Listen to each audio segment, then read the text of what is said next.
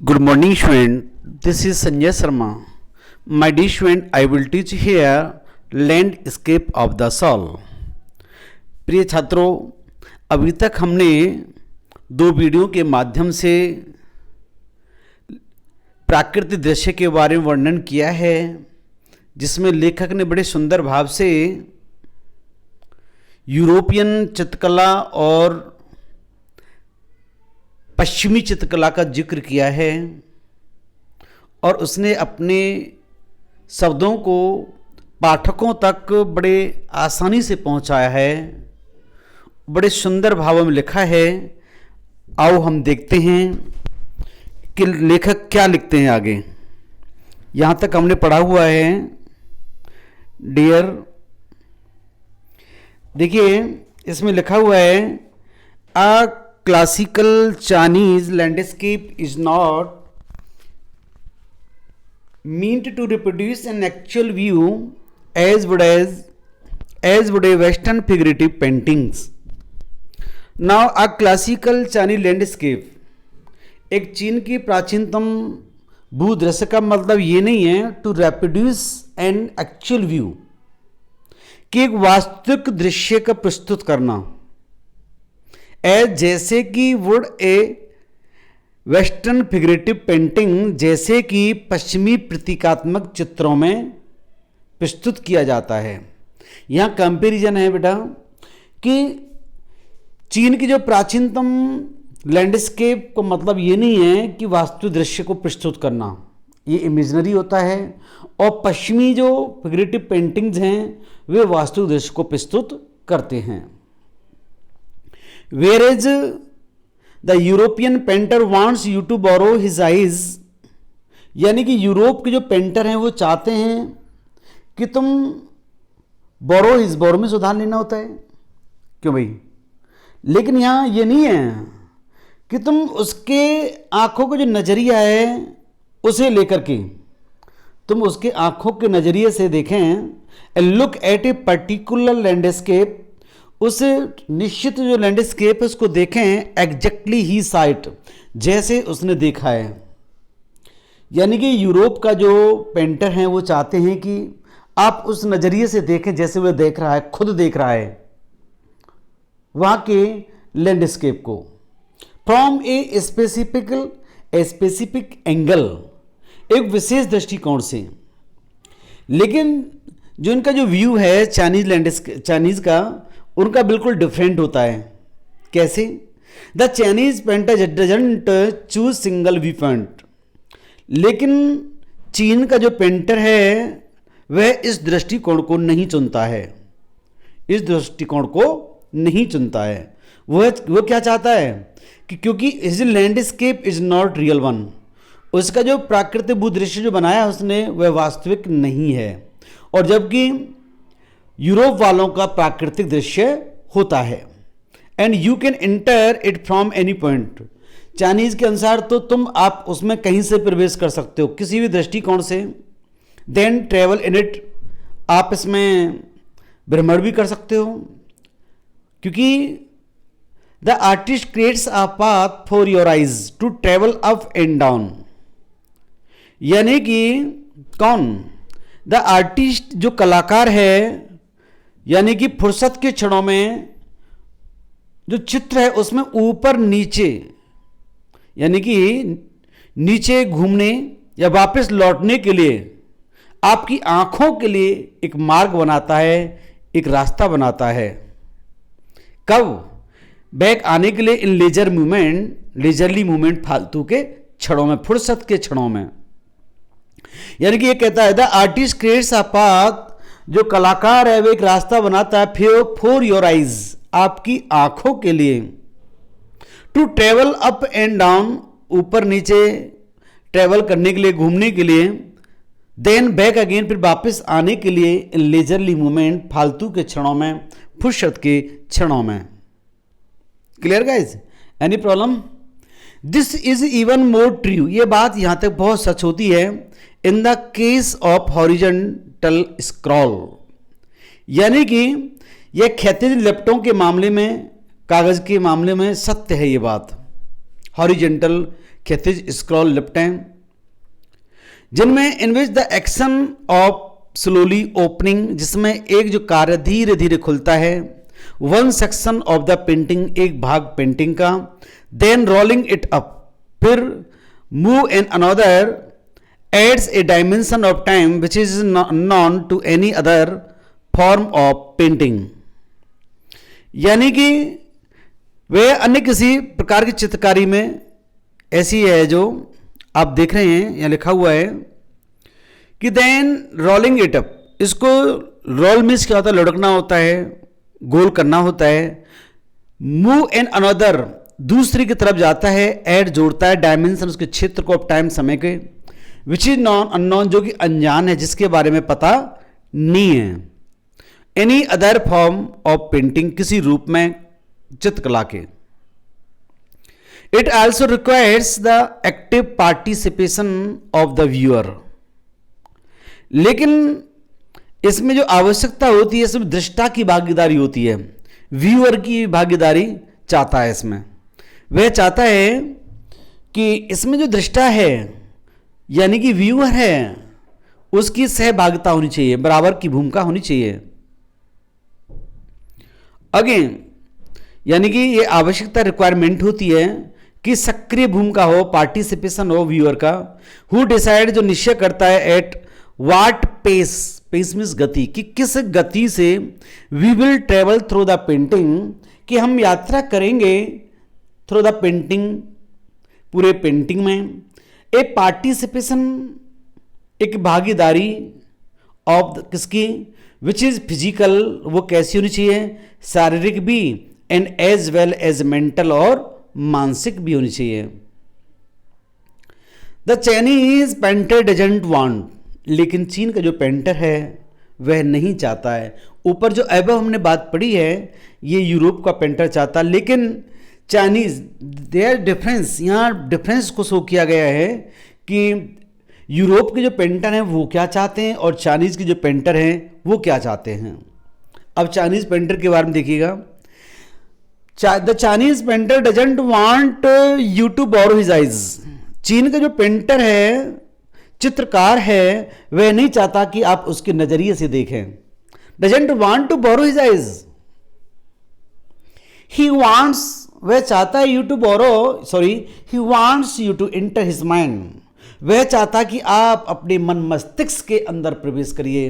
वह चाहता है कि आपका जो मस्तिष्क है, आपका जो नजरिया है, उसका यूज करिए, आप उसके अंदर प्रवेश करिए। अगेन, क्योंकि the landscape is an inner one, इसका जो भूदृश्य है वो एक आंतरिक है, एक स्पिरिचुअल, यह एक अध्यात्मक है, एंड कॉन्सेप्चुअल स्पेस, और यह एक वैचारिक क्षेत्र है। उनके अनुसार ये क्या है, एक वैचारिक क्षेत्र है। ये किन के व्यू हैं आप बताएंगे, ये किन के व्यू हैं? ये हैं चाइनीज पेंटर के, और यूरोपियन पेंटर के विचार होते हैं कि आप उसके अनुसार ही काम करें।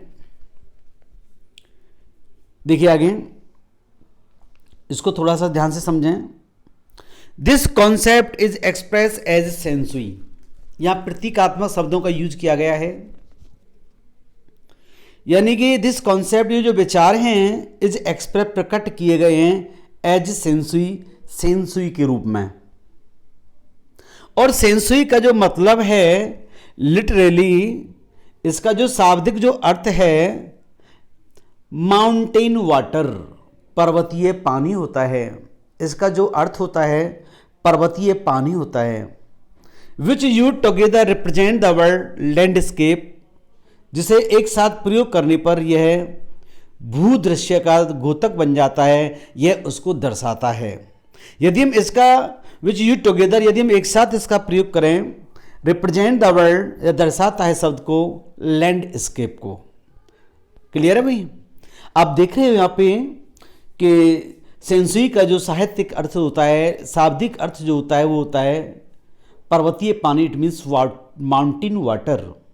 यदि हम इस शब्द का यूज करें एक साथ मिलाकर के, तो इसका अर्थ होता है लैंडस्केप, भूदृश्य। More than two elements of an image, यानी कि दो से अधिक तत्व ऑफ एन इमेज, एक चित्र के, दीज रिप्रेजेंट, ये दर्शाते हैं टू कॉम्प्लीमेंट्री पोल्स, दो ध्रुवों को दर्शाते हैं। ये जो पूरक जो ध्रुव हैं प्रतीकात्मक, इनको दर्शाते हैं। Reflecting the Doest view of the universe, और जो दाऊ जो था उसके विचारों को, ब्रह्मांड के बारे में दृष्टिकोण को दर्शाते हैं। अब देखिएगा इसका यहाँ माउंटेन इज येंग, इन्होंने संज्ञा दी है माउंटेन को येंग की। माउंटेन क्या है? येंग है। पर्वत क्या है? येंग है। रीचिंग वर्टिकली टुवर्ड्स हेवन, और जो कि है लंबत रूप से स्वर्ग की ओर जाता है। किधर जा रहा है? रीचिंग वर्टिकली टुवर्ड्स हेवन, वह लंबत रूप से स्वर्ग की ओर जाता है। और माउंटेन कैसा है? स्टेबल है। क्या है? वो स्थिर है। वार्म, गर्म है। ड्राई इन द सन, और शुष्क है धूप में, यानी कि शुष्क है, गर्म है और स्थिर है। वो कौन है? वो माउंटेन है। और माउंटेन की नेचर क्या है? स्टेबल है, स्थिर है, वार्म है, ड्राई है सन में, सूर्य की रोशनी में। क्लियर है? वाइल, जबकि द वाटर इज यिन, और वाटर जो पानी है वो क्या है? यिन है। वाटर को क्या दर्शाया गया है? यिन है। यिन, यिन क्या है? यिन हॉरिजेंटल है, रेस्टिंग ऑन द अर्थ, और ये क्षैतिज है, आराम कर रहा है। मिलता कहाँ? ये पृथ्वी पर है। पानी कहाँ मिलता है? पृथ्वी पर मिल रहा है। ये कैसा है? फ्लूइड है। फ्लूइड मीन्स क्या होता है भाई? तरल है। कैसा है ये? तरल है। और मोस्ट नम है एंड कूल, ठंडा है। तो मैं आपसे क्वेश्चन करता हूं, व्हाट इज येंग? येंग क्या है? येंग क्या है? येंग एक माउंटेन है। और यिन क्या है? यिन को संज्ञा किसकी दी गई है? यिन को वाटर की। वाटर कहाँ पाया जाता है? पृथ्वी पर है। ये कैसा है? फ्लूइड है, मोइस्ट है एंड कूल है। द इंट्रैक्शन ऑफ यिन, पारस्परिक क्रिया होती है जब किसकी? यिन की। The respective feminine aspect of universal energy, और यह किसका द्योतक बन जाता है फिर? अब देखिए, ये जो फेमिनाइन, यह एक विश्व ऊर्जा का, यह एक विश्व ऊर्जा का नारी जातीय पहलू है। किसका है? नारी जाति का पहलू है, यूनिवर्सल एनर्जी है। इट्स काउंटर पार्ट येंग, और येंग क्या है? एक्टिव है वो, एंड मैस्कुलाइन, और वह पुरुष जाति है, यानी कि क्रियाशील है वो, और पुरुष जाति है येंग। मैस्कुलाइन मीन्स पुरुष होता है, फेमिनाइन मीन्स होता है नारी। इज ऑफकोर्स, वास्तव में अ फंडामेंटल नोशन ऑफ डोइजिंग, और ये एक विचार है बेबुनियादी धारणा का, बुनियादी धारणा का विचार है। किसका? डोइज्म का। आप देख रहे हैं डियर कि what is often overlooked is an essential third element, और यहां आप देख रहे हैं तीसरा जो आवश्यक जो क्रिया है वो क्या है?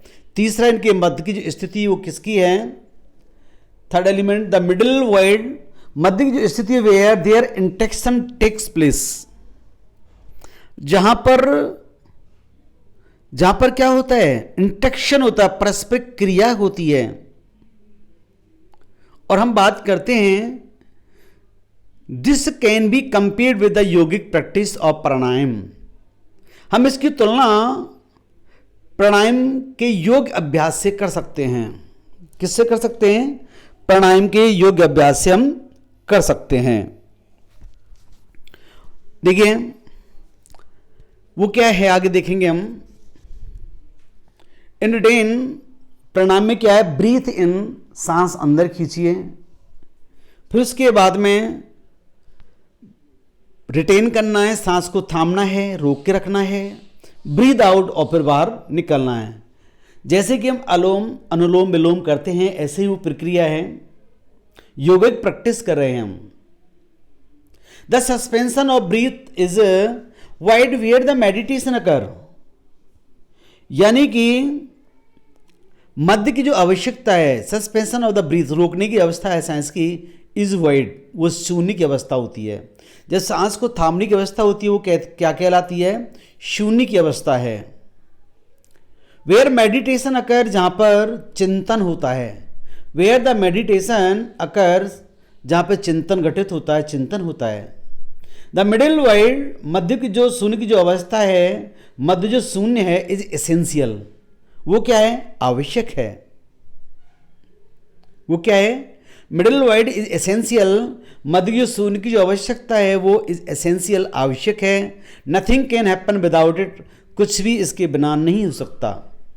हैंस सिद्ध होता है कि the importance of the white, महत्व सफेद अनपेंटेड स्पेस, बिना पेंट किए हुआ खाली स्थान इन चाइनीज लैंडस्केप, चीन के भूदृश्य में इसका बहुत महत्व होता है। ओके गाइस, आप इसको धीरे धीरे आप पढ़ सकते हो। आगे देखें अंतिम चरण में। This is also where man finds a fundamental role, यह वही स्थान है जहां पर व्यक्ति को मूल जो भूमिका मिलती है। Man finds a fundamental role, जहां पे एक आदमी को एक आधारभूत भूमिका मिलती है। इन दैट स्पेस, इस ब्रह्मांड में, बिटवीन हेवन एंड अर्थ, स्वर्ग और नरक के बीच में, आकाश और धरती के बीच में, he becomes the conduit of communication between both poles of the universe. और हां, ही बिकम्स, वे बन जाता है, कॉन्ड्यूट, कंडेंसर होता है ना, कॉन्ड्यूट ऑफ कम्युनिकेशन, संचार का माध्यम बन जाता है, बिटवीन बोथ पोल्स, दोनों ध्रुवों के मध्य में, ऑफ द यूनिवर्स, ब्रह्मांड के। हिज प्रेजेंस इज एसेंशियल, इसकी जो उपस्थिति है वह बहुत ही आवश्यक है। इवन इफ, यहां तक कि इट इज ओनली सजेस्टेड, इसका जो सुझाया गया है, far from being lost oppressed by the Lofty peaks, इसका केवल आभास ही होता है कि पर्वत की ऊंची चोटियों के बीच गुम होना, ऑप्रेस, दबाई जाना। Pick is he is Francisco ching of change wonderful expression, यह जो है फ्रैंको इज चिंग के अद्भुत अभिव्यक्ति है, एक्सप्रेशन है। वो क्या है? The I of the landscape, किसमें है वो? द आई ऑफ लैंडस्केप में है। प्रिय स्टूडेंट्स, इसमें जो मेन बात है यहाँ पर लैंडस्केप में यहाँ दिखाया गया है कि इन्होंने कहा कि सेंसुई क्या है? सेंसुई एक माउंटेन वाटर को कहा है। अब यहाँ पे बात करते हैं कि माउंटेन को किसकी संज्ञा दी गई है? माउंटेन को कहा गया है येंग, और माउंटेन येंग है, और येंग कैसा है? स्टेबल है, स्थिर होता है, वार्म है और ड्राई भी है इन द सन, सूर्य की रोशनी में। और जबकि वाटर क्या है? वाटर अर्थ में पाया जाता है, ये फ्लूइड है, कूल है और मोस्ट है। और जब इनका जो परस्पर क्रिया होती है बिल्कुल ऐसे ही जैसे कि मानो कि योग प्रैक्टिस अभ्यास किया जाता है, और जैसे कि हम ब्रीथ इन ब्रीथ आउट करते हैं और वहाँ रिटेन करते हैं, अपने थामते हैं अपनी सांस को, और वहाँ मध्यम की अवस्था घटित हो जाती है। जैसे सांस को थामना होता है उसी को हमने कहा है शून्य की अवस्था। क्या कहा है? शून्य की अवस्था कहा है। और हाँ, यदि हम इनको मेडिटेशन करते हैं और शून्य की अवस्था नहीं है तो ये कुछ भी घटित नहीं होता है। इसलिए सस्पेंशन ऑफ द ब्रीथ भी आवश्यक होता है एक मिडिल वर्ड के लिए। ओके गाइज, और यहाँ पर जो वैचारिक दृष्टिकोण रखा गया है the I of the landscape में जिक्र किया गया है। ये आपका चैप्टर यहाँ तक फिनिश हो गया है। और डियर स्टूडेंट, आप ध्यान से पढ़ें, देखें एक बार और बार बार पढ़ें जब तक आपको समझ में नहीं आता है, और क्वेश्चन आंसर खुद बनाएं और देखें। और हाँ, मैं नेक्स्ट भेजूंगा उसको, आपको खुद you will have to read thrilling getting inside and outside art. Okay guys, thank you guys, have a nice day.